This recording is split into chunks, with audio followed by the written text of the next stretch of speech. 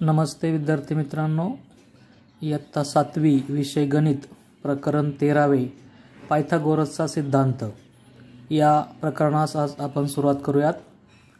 पायथागोरसचा सिद्धांत काय आहे तो समजून घेऊन त्याच्यावर आधारित असणारा उदाहरण संग्रह सराव संच 48 आपल्याला सोडवायचा आहे आणि म्हणून अगदी शेवटपर्यंत आपण हा व्हिडिओ लक्षपूर्वक पाहायचा आहे। पायथागोरसचा सिद्धांत जो आहे तो ज्या आकृतीशी संबंधित आहे ती आकृती आहे काटकोन त्रिकोण। काटकोन त्रिकोण कोणत्या त्रिकोणाला म्हणतात तर ज्या त्रिकोणाचा कोणताही एक कोन हा काटकोन असतो, ज्या त्रिकोणाचा एक कोन काटकोन असतो त्या त्रिकोणास काटकोन त्रिकोण म्हणतात आणि त्या काटकोनासमोरील बाजूला त्या त्रिकोणाचा कर्ण म्हणतात। तर या पद्धतीने हे आपण मागच्या वर्षी अभ्यासलेला आहे, पण तरी आपण हा जो काही भाग आहे ही जी व्याख्या आहे पहा, इथून सुरू होऊन आपल्याला काटकोन त्रिकोणाची व्याख्या इथपर्यंत म्हणता येईल आणि काटकोनासमोरील बाजूला कर्ण म्हणतात, ही कर्णाची व्याख्या जी आहे ती आपल्याला या ठिकाणी अंडरलाईन करून मी दाखवतोय पहा, एवढी कर्णाची व्याख्या आहे। आणि काटकोन त्रिकोणाची व्याख्या ज्या त्रिकोणाचा एक कोन काटकोन असतो त्या त्रिकोणास काटकोन त्रिकोण म्हणतात। त्रिकोणामध्ये काटकोन जर असेल तर ज्या कोपऱ्यात काटकोन आहे त्या कोपऱ्यात अशा पद्धतीचं चिन्ह काढलं जातं। इथे पहा, हा बी जवळचा कोपरा काटकोन आहे, त्यानंतर इथे एल जवळचा कोपरा काटकोन आहे, वाय जवळचा कोपरा काटकोन आहे। जिथे काटकोन असेल तिथे अशा पद्धतीचं चिन्ह काढलं जातं। त्यामुळे आपण हे लक्षात ठेवायचं आहे की ज्या ठिकाणी आकृतीमध्ये आपल्याला असं चिन्ह दिसेल कोपऱ्यात, तर तो कोपरा तो कोन हा 90 अंश मापाचा म्हणजेच काटकोन आहे। तर या पहिल्या आकृतीमध्ये आपल्याला त्रिकोण एबीसीचा कर्ण विचारलेला आहे। तर काटकोनासमोरील जी बाजू असते म्हणजे हा कोन बी आहे पहा, आणि या बीच्या समोर इथे जी बाजू दिसते आपल्याला ही बाजू एसी आहे। तर ही बाजू एसी म्हणजे या काटकोन त्रिकोणाचा कर्ण आहे पहा। म्हणजे इथे आपल्याला त्रिकोण एबीसीचा कर्ण बाजू एसी या पद्धतीने लिहिता येईल, एसी हा त्याचा कर्ण आहे। 2 नंबरच्या आकृतीमध्ये त्रिकोण एल एम एन दाखवलेला आहे आणि या आकृतीमध्ये आपल्याला एल या बिंदूजवळ एल या शिरोबिंदूजवळ काटकोनाचं चिन्ह दिसते। म्हणजे इथे एल जवळ काटकोन आहे तर त्याच्या समोरची जी बाजू आपल्याला दिसेल ती आहे एम एन। त्यामुळे या बाजूला आपल्याला कर्ण असं म्हणायचं आहे। कर्ण कोणत्या बाजूला म्हणायचं ते आधी आपण नीट ध्यानात घ्यायचं आहे, कारण त्याच्यावर आधारित हा पायथागोरसचा सिद्धांत आपल्याला समजून घ्यायचा आहे आणि म्हणून काटकोन त्रिकोणामध्ये कर्ण कोणता आहे ते ओळखता येणं गरजेचं आहे। अगदी सोपं आहे। जो कोपरा काटकोन असतो, आता काटकोन जरी चिन्ह नसेल तरी आपल्याला साधारणपणे ओळखता येतं पहा की आपल्या वहीच्या कोपऱ्यासारखा कोपरा दिसतो किंवा आपल्या पट्टीच्या कोपऱ्यासारखा कोपरा दिसतो पहा। समजा ही पट्टी आहे आणि या पट्टीचा जो कोपरा आहे तो इथे जर आपण बसवला असा तर पहा बरोबर त्या ठिकाणी त्या कोपऱ्यात हा फिट बसतोय। म्हणजे याच्या दोन बाजू ज्या आहेत त्या इथे जुळत आहेत, म्हणजे हा जो कोपरा आहे तो काटकोन आहे। त्याचप्रमाणे इथे सुद्धा हा पट्टीचा कोपरा जर आपण जुळवला किंवा आपल्या कंपास पेटीमध्ये गुण्या नावाचं एक साधन असतं पहा, ते जरी वापरलं तरी चालेल किंवा पट्टी वापरून आपण शोधू शकतो की कोणता कोपरा काटकोन आहे। तर या पद्धतीने हा इथे तिसऱ्या आकृतीमध्ये त्रिकोण एक्स वाय झेड मध्ये वाय जवळचा कोपरा काटकोन दाखवलेला आहे आणि मग त्याच्या समोरची जी बाजू इथे आपल्याला दिसते ही एक्स झेड, तर ही त्याची कर्ण असणार आहे। एक्स झेड ही बाजू त्या ठिकाणी त्या त्रिकोणाचा कर्ण आहे। तर या पद्धतीने आधी आपण कर्ण कशाला म्हणायचं आहे ते समजून घ्या की काटकोन त्रिकोणामध्ये काटकोनासमोरील बाजूला कर्ण असे म्हणतात। पायथागोरस हा एक थोर ग्रीक गणिती ख्रिस्तपूर्व 6व्या शतकात होऊन गेला। गणित विषयातील त्याचे जे काही योगदान आहे ते खूप मोठं होतं। त्याने अनेक पद्धतीचे नवनवीन गणितामध्ये समजून सांगण्याच्या ज्या संकल्पना आहेत त्या सोप्या करून सांगण्याचा त्याचा हातखंडा होता आणि गणित शिकवण्याची त्याची जी काही हातोटी आहे ती विलक्षण होती। त्याने अनेक शिष्य तयार केलेले होते। तर या पायथागोरस हा थोर ग्रीक गणिती शास्त्रज्ञ, तर हा ग्रीक गणिती शास्त्रज्ञ आहे हे आपल्याला ध्यानात ठेवायचं आहे। आणि मग त्याने जो काही इथे गणितामध्ये काटकोन त्रिकोणाच्या संदर्भात जी सूत्र शोधून काढलेला आहे, जो सिद्धांत मांडलेला आहे, तो सिद्धांत त्याच्या नावाने प्रसिद्ध झालेला आहे। आणि मग काटकोन त्रिकोणासंबंधीचा एक सिद्धांत फार पूर्वीपासून अनेक देशातील लोकांना माहिती होता, परंतु भारतातील शुल्बसूत्र या ग्रंथातही त्या ठिकाणी त्याचा उल्लेख आहे। त्या सिद्धांताची सिद्धता पायथागोरसने प्रथम दिली आणि म्हणून त्याचे नाव त्या सिद्धांताला दिले गेले. म्हणजे हा सिद्धांत जे काही सूत्र आहे ते सूत्र या पायथागोरसने स्पष्ट करून दाखवलं, त्याची सिद्धता दिली लोकांना आणि म्हणून त्या ठिकाणी जो काही हा सिद्धांत आहे तो त्याच्या नावाने ओळखला जातो. मग काय सिद्धांत आहे हा? तर इथे पहा, आपल्याला पुस्तकात हा डार्क रंगात छापून दाखवलेला हा सिद्धांत आहे. काटकोन त्रिकोणात कर्णाचा वर्ग हा इतर दोन बाजूंच्या वर्गांच्या बेरजे इतका असतो. हा आहे पायथागोरसचा सिद्धांत. काटकोन त्रिकोणात कर्णाचा वर्ग करणे म्हणजे त्याच संख्येला त्याच संख्येने गुणणे. वर्ग करणे म्हणजे त्याच संख्येला त्याच संख्येने गुणणे. समजा एखाद्या काटकोन त्रिकोणामध्ये कर्ण हा 5 सेंटीमीटर असेल तर 5चा वर्ग करायचा आपल्याला, 5चा वर्ग होईल 25. आणि मग त्याच्या ज्या दोन बाजू आहेत, एक बाजू 3 सेंटीमीटर आणि एक बाजू 4 सेंटीमीटर जर असेल तर 3चा वर्ग 9 होईल आणि 4चा वर्ग 16 होईल. तर त्या दोघांची जर बेरीज केली आपण 16 अधिक 9 तर ते उत्तर बरोबर कर्णाच्या वर्गा इतकं येते. म्हणजे या पद्धतीने 3, 4 आणि 5 सेंटीमीटर बाजू असलेला जर त्रिकोण असेल तर तो काटकोन त्रिकोण असणार आहे. काटकोन त्रिकोण असेल तरच हा सिद्धांत आपला वापरता येणार आहे. काटकोन त्रिकोणामध्ये कर्णाचा वर्ग हा इतर दोन बाजूंच्या वर्गाच्या बेरजे इतका असतो. आता या पद्धतीने आपल्याला त्याने एक कृती दिलेली आहे, आपण करू शकतो. अशा पद्धतीचे 3 त्रिकोण आपण कापून त्या मापाचे जर आपण काढले बरोबर तर त्या ठिकाणी आपल्याला पायथागोरसच्या सिद्धांताचा पडताळा घेता येईल.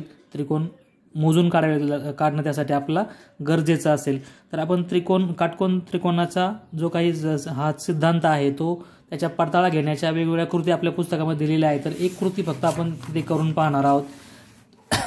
त्याआधी त्याचं सूत्र कसं बनवलं गेलेलं आहे पहा. इथे काटकोन त्रिकोण ABC दाखवलेला आहे. यामध्ये खालच्या बाजूला जी काही बाजू आहे बाजू BC हिला पाया असं म्हटलेलं आहे आणि B पासून A पर्यंत ही सरळ उंच अशी बाजू दिसते आपल्याला. म्हणजे जर आपण ही खाली जमीन गृहीत धरली तर अशी उंच इमारतीप्रमाणे ही बाजू दिसते आणि म्हणून त्याला उंची असं म्हटलेलं आहे. आणि हा या ठिकाणी कर्ण दाखवलेला आहे. म्हणजे कर्ण, पाया आणि उंची या शब्दांचा विचार करून सूत्र असं बनवलं गेलेलं आहे पहा की कर्ण वर्ग बरोबर पाया वर्ग अधिक उंची वर्ग. तर हे जे काही सूत्र आहे ते आपल्या दृष्टीने अतिशय महत्त्वाचं आहे. ते आपल्याला पाठ करायचं आहे आणि लक्षात ठेवायचं आहे, त्याचा आपल्याला उपयोग करायचा आहे. या ठिकाणी आपण कर्णवर्ग बरोबर एका बाजूचा वर्ग अधिक दुसऱ्या बाजूचा वर्ग असं सुद्धा म्हणू शकतो. कारण जर पाया आणि उंची या नीट गोष्टी आपल्याला कळत नसतील तर त्याला तुम्ही याला पहिली बाजू म्हणा आणि याला दुसरी बाजू म्हणा. कारण या दोन बाजूंच्या वर्गाची आपल्याला बेरीज करायची, त्यामुळे याला पहिली बाजू म्हटलं काय किंवा दुसरी बाजू म्हटलं काय तरी चालेल. किंवा खालच्या बाजूला पाया म्हणा आणि वर सरळ दिसणाऱ्या बाजूला त्या ठिकाणी उंची असं म्हणा. तर या पद्धतीने हे सूत्र आपल्याला ध्यानात ठेवायचं आहे. कर्णवर्ग बरोबर पाया वर्ग अधिक उंची वर्ग किंवा कर्णवर्ग बरोबर एका बाजूचा वर्ग अधिक दुसऱ्या बाजूचा वर्ग. तर या पद्धतीचं हे जे काही सूत्र या ठिकाणी आपल्याला दिलेलं आहे हे सूत्र आपण आपल्या वहीमध्ये लिहून ठेवायचं आहे आणि नोट्स स्वरूपामध्ये आपण त्याआधी जर या बाबी लिहून ठेवल्या तर त्याचा आपल्याला फायदा होईल. पहा कोणत्या बाबी तुम्ही लिहून ठेवा नोट्स स्वरूपात. तर ही काटकोन त्रिकोणाची व्याख्या लिहा, त्यानंतर कर्णाची व्याख्या लिहा आणि या 3 आकृत्या काढून त्यांचे जे कर्ण आहेत ते कर्ण आपण त्या ठिकाणी समोर लिहायचे आहेत. त्यानंतर इथे हा डार्क अक्षरात दाखवलेला जो पायथागोरसचा सिद्धांत आहे तो लिहायचा आहे. फक्त सिद्धांत एवढीच ओळ त्या ठिकाणी लिहायची आपल्याला. पायथागोरस सिद्धांत असं नाव टाकून डॅश करून आपण ही ओळ लिहून घ्यायची आणि त्यानंतर त्याच्या पुढे पायथागोरसचं जे काही सूत्र आहे ते सूत्र या पद्धतीने आपण त्याच्या सिद्धांताच्या खाली लिहू शकतो. कर्णवर्ग बरोबर पाया वर्ग अधिक उंची वर्ग किंवा कर्णवर्ग बरोबर एका बाजूचा वर्ग अधिक दुसऱ्या बाजूचा वर्ग. तर या पद्धतीने आपण जर विचार केला तर ही जी सिद्धता आहे पहा ती सिद्धता करण्यासाठी आपल्याला 3 त्रिकोण जे आहेत पहा त्या 3 त्रिकोणांचा या ठिकाणी आपण उपयोग करणार आहोत. तीन चौरस जे आहेत ते 3 चौरस या ठिकाणी मी घेतलेले आहेत. त्यांचा वापर करून आपण या पायथागोरसच्या सिद्धांताची सिद्धता जी आहे ती करणार आहोत. हा एक चौरस आहे. आता हा चौरस किती सेंटीमीटरचा आहे तो आपण या ठिकाणी पाहू. दिसते आपल्याला या ठिकाणी हा 5 सेंटीमीटर बाजू असलेला चौरस त्या ठिकाणी मी घेतलेला आहे. सगळ्या बाजू 5-5 सेंटीमीटर आहेत. त्यानंतर हा दुसरा एक चौरस आहे. याची जर बाजू आपण पाहिली तर हा 4 सेंटीमीटर बाजू असलेला चौरस आहे आणि हा तिसरा जो चौरस आहे याची बाजू जर आपण पाहिली तर या पद्धतीने 3 सेंटीमीटर बाजू असलेला हा चौरस आहे. तर हे 3 चौरस या ठिकाणी आपण घेतलेले आहेत. ते अशा पद्धतीने आपण जर मांडले पहा तिथे याचे दोन बाजू या पद्धतीने ठेवल्यानंतर आपल्याला दिसेल की डार्क करून दाखवलेली साईड पहा, यांच्यामध्ये आपल्याला इथे हा जो काही कोन तयार झालेला आहे हा काटकोन आहे. या दोघांच्या मध्ये इथे हा काटकोन तयार झालेला आहे. आणि आता हा जो काही मोठा चौरस आहे तो मी याच्या समोर काटकोनासमोरील बाजूवर जुळवतोय पहा, तर तो बरोबर त्या ठिकाणी अगदी फिट बसतो आहे.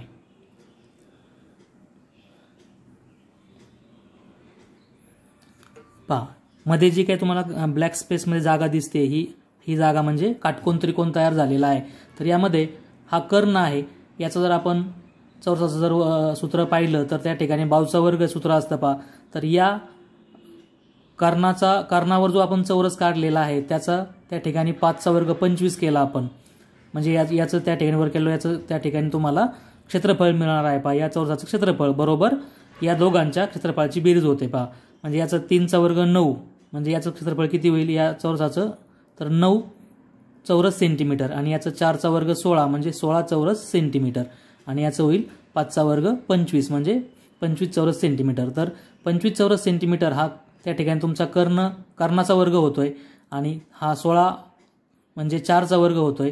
आणि इथे 9 म्हणजे 3चा वर्ग होतोय. तर 16 अधिक 9 याचं उत्तर बरोबर 25 येतं पहा. 16 अधिक 9 बरोबर 25 होतात. तर ही एक कृती आपल्या पुस्तकामध्ये दिलेली आहे की ज्यामध्ये आपल्याला 3 चौरस त्या ठिकाणी अशा पद्धतीने तयार करून त्यावरनं सिद्धता घेता येते. म्हणजे या कर्णावरचा जो चौरस असेल त्याचं क्षेत्रफळ बरोबर पायावरचा चौरस अधिक उंचीवरचा चौरस यांच्या क्षेत्रफळांची आपल्याला जर बेरीज केली तर ती बेरीज या कर्णावरच्या चौरसाच्या क्षेत्रफळा इतकी भरते. अशा पद्धतीचा हा सिद्धांत आपल्याला या 3 चौरसांच्या सहाय्याने सिद्ध करता येतो, सिद्ध होतो. तर या पद्धतीचा हा सिद्धांत समजून घेतल्यानंतर आता आपण सराव संच 28 जो आहे तो सोडवणार आहोत. सराव संच 28 मध्ये प्रश्न पहिला दिलेला आहे पहा. या ठिकाणी आपल्याला खालील आकृत्या पहा व x ची किंमत काढा. तर या 3 आकृत्या दिलेल्या आहेत, यामध्ये आपल्याला x ची किंमत शोधायची आहे. तर आकृत्यामध्ये x ची किंमत नेमकी कुठं दिलेली आहे ती आपण पाहणार आहोत.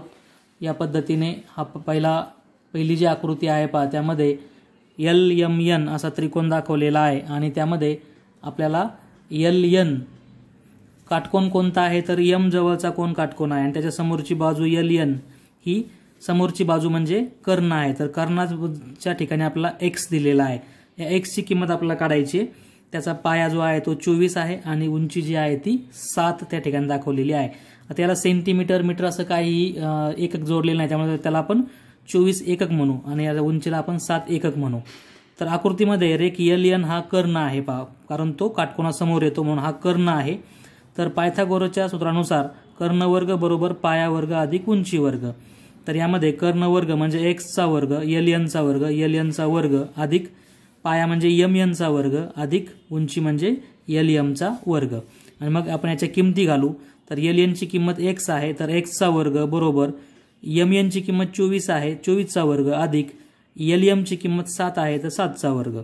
x चा वर्ग बरोबर 24 चा वर्ग केल्यानंतर त्याचं उत्तर येणार आहे 576. 24 गुणिले 24 हा गुणाकार आपण बाजूला करायचा आहे, म्हणजे तुम्हाला त्याचं उत्तर 576 मिळेल अधिक 49. तर या दोघांची बेरीज करू. 9 आणि 6 15 होतील.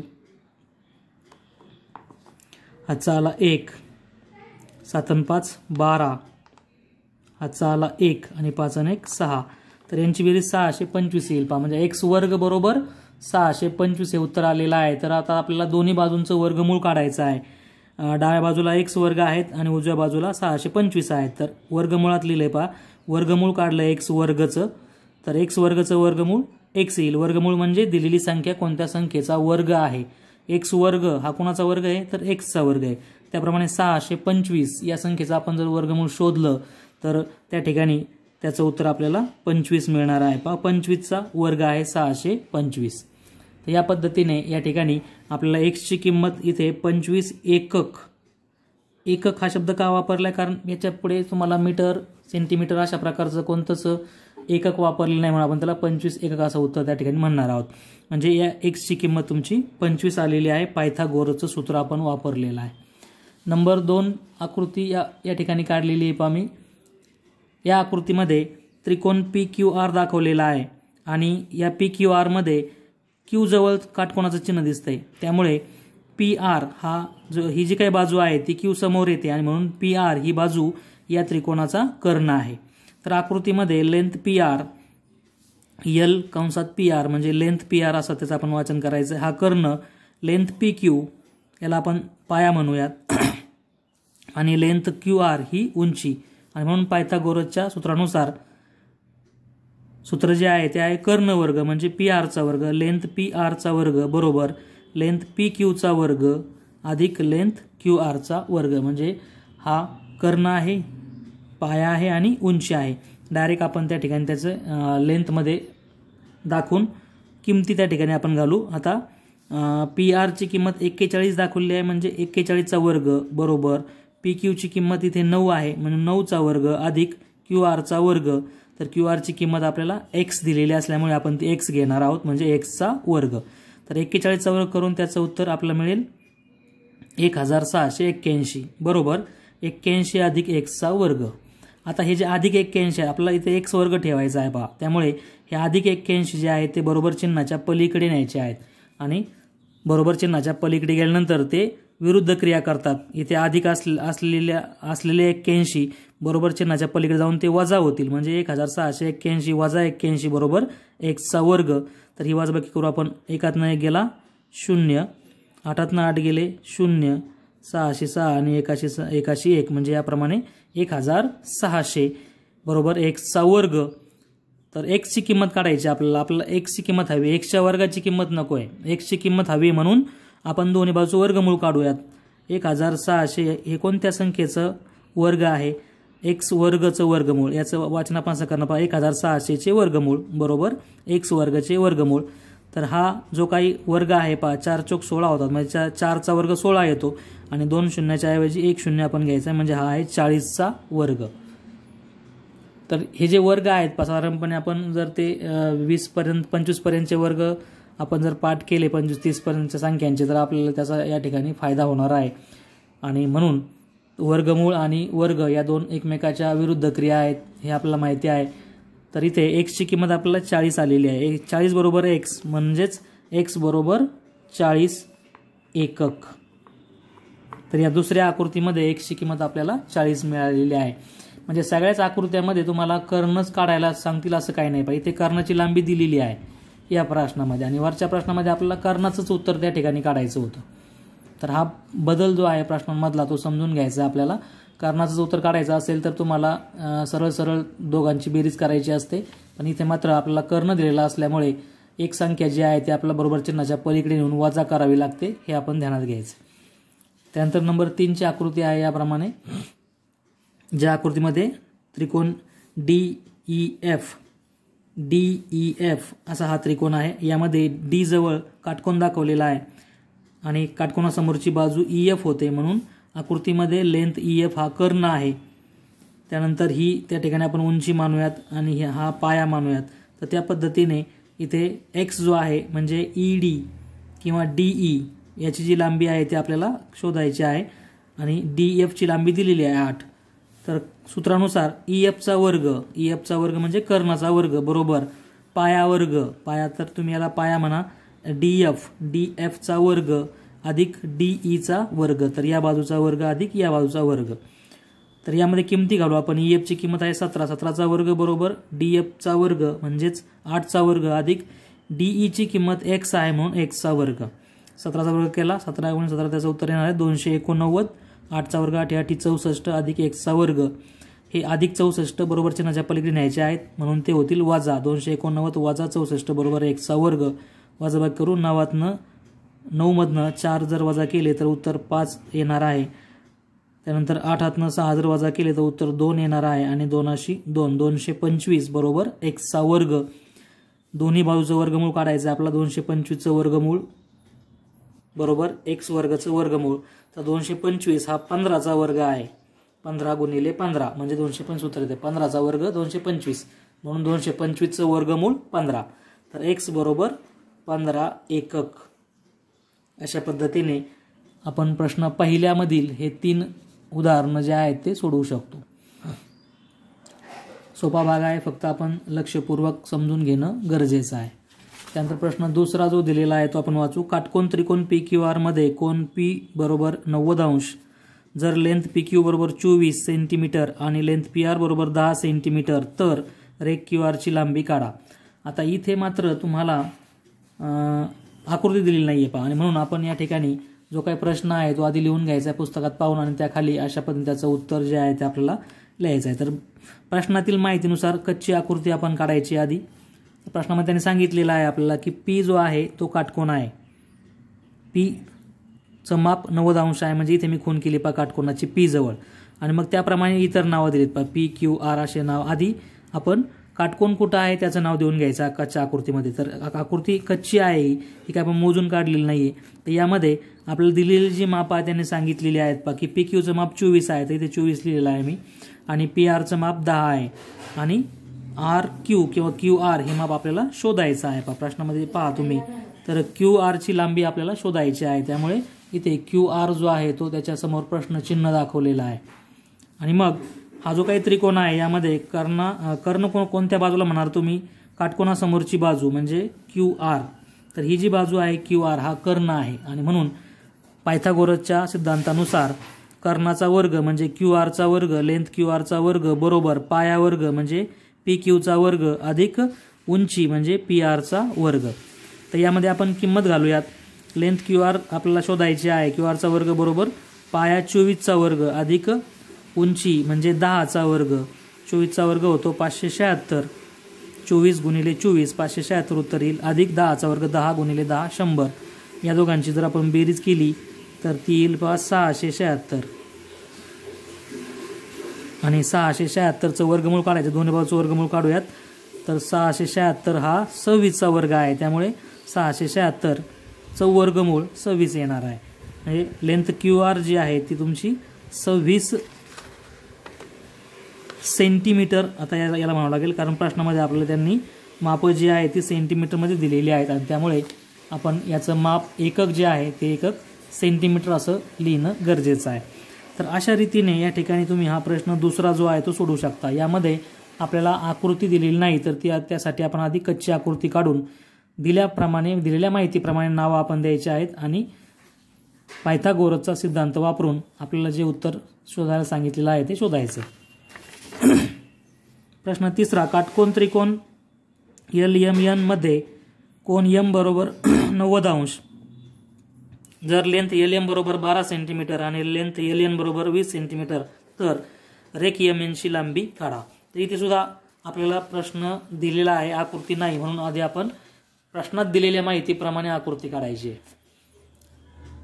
तर एक काटकोन त्रिकोण काढायचा आहे, एक कोपरा काटकोन दिसला पाहिजे अशा पद्धतीचा काटकोन त्रिकोण काढायचा आहे, आणि जो कोन दाखवला त्यांनी आपला Mचं माप दिलेलं आहे पहा. इथे प्रश्नात पहा कोन M बरोबर 90 अंश, आणि म्हणून या ठिकाणी M जवळ काटकोन दाखवलेला आहे, आणि त्यानंतर L आणि N ही दोन टोकांना दोन नावं दिलीत. मग ही LM बाजू होईल, तर याला आपण उंची म्हणू शकतो. MN ही जी बाजू असेल याला आपण पाया म्हणू शकतो, आणि हा जो आहे तो त्या असेल त्या काटकोन त्रिकोणाचा कर्ण, कारण तो काटकोनासमोर येतोय. काटकोनासमोरील बाजूला कर्ण असे म्हणतात. तर LN हा कर्ण आहे. कर्ण वर्ग LNचा वर्ग अधिक पाया वर्ग म्हणजे MNचा वर्ग अधिक उंची वर्ग म्हणजे LMचा वर्ग. तर याप्रमाणे सूत्र लिहून त्यामध्ये किंमत घातली आहे. LN ची किंमत आहे 20, म्हणून 20चा वर्ग. MNचा वर्ग आपल्याला माहीत नाही तो तसंच ठेवायचा आहे, अधिक आपण LM ची किंमत घालूयात 12चा वर्ग. इथे 20 आहे फक्त, आपण त्या सूत्रात वर्ग असल्यामुळे त्याचा वर्ग करायचा आहे. वर्ग करणे म्हणजे एखाद्या संख्येला त्याच संख्येने गुणणे. तर 20चा वर्ग करायचा, तर 20 गुणिले 20 याचं उत्तर 400 येतंय पहा. त्यानंतर लेंथ MNचा वर्ग याचं उत्तर शोधायचं म्हणून तसंच ठेवायचं येते, आणि अधिक 12 गुणिले 12 याचं उत्तर येतं 144. आता हे अधिक 144 आपल्याला इथं नको आहेत, हे एक समीकरण तयार झालंय. यामध्ये आपण MNचा वर्ग शोधायचा आहे, म्हणून हे अधिक 44 बरोबर चिन्हाच्या पलीकडे नेऊन आपण ते वजा करायचे आहेत. तर वजाबाकी या ठिकाणी आपल्याला करावे लागेल, की ज्यामध्ये 400 वजा 144. तर इथे कच्चं काम या ठिकाणी आपण करूयात. 400 वजा 144, शून्यातनं 4 वजा होत नाहीत, म्हणून आपण हातचा घेतला. 4 मधनं इथे 3 उरले, इथे 10 होतील. हातचा घेतल्यावर 9 उरतील, आणि पुढे 10 10 4 गेले तर 6 उरले, 9 मधनं 4 गेले तर 5 उरले आणि 3 मधनं 1 गेले तर 2 उरले. तर या पद्धतीने 256 अशी वजाबाकी करून उत्तर मिळेल आपल्याला.